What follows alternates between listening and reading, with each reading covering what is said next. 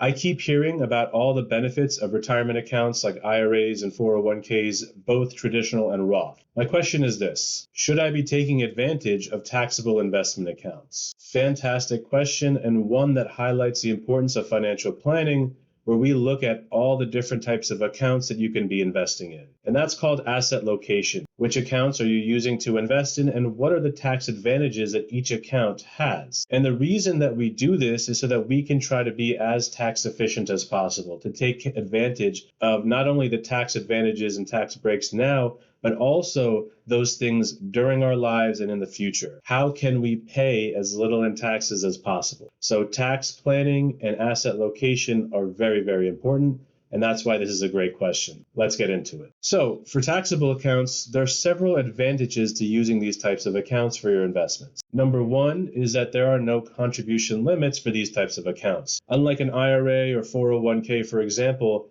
taxable accounts can take as much money as you have. $50,000, $500,000, $5 million, for example. Your IRA or 401k have contribution limits that, yes, they do increase every year, but are certainly not as high as you would see in a taxable account. Taxable account has no contribution limits. Taking advantage of taxable accounts allows you to put more money away and have more money work for you. And who doesn't want that? The second advantage to taxable accounts is the access to funds. You see, in a retirement account, you're not supposed to touch the money until you retire. At the earliest, age 59 and a half.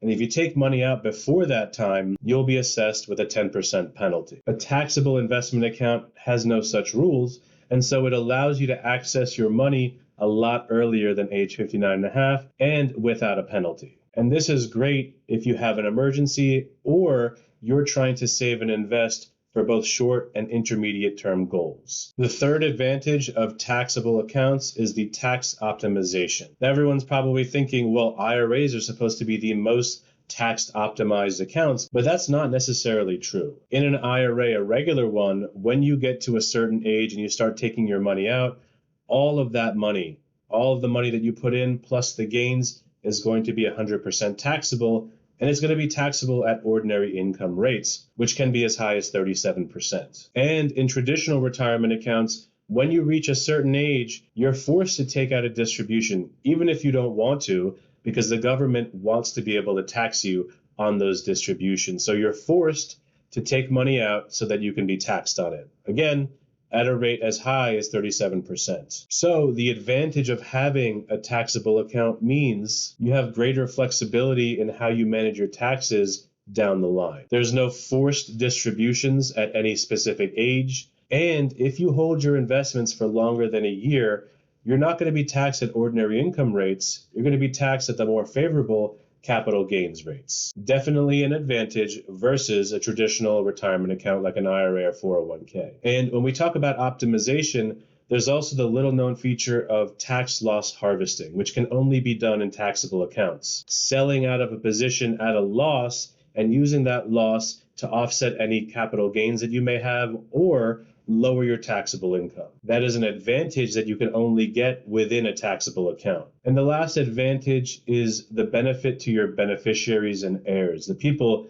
that are going to inherit these accounts. If you inherit a traditional IRA, for example, or 401k, you're going to be forced to take out all of that money within 10 years. And that is not going to be beneficial to you tax-wise. That's going to add to your ordinary income and may push you into a higher tax bracket, costing you even more money. When your beneficiaries inherit a taxable account, there's no such forced distribution within a time frame. Your beneficiaries actually get a huge benefit by inheriting that account. They get what's called a stepped up cost basis on the assets, meaning they won't have to pay taxes on the gains that you accumulated. They will only have to pay taxes on the gains that they accumulated from that point going forward. A huge tax benefit to anybody that inherits a taxable account, and a benefit that's not available in retirement accounts. Now, I want to make this point clear.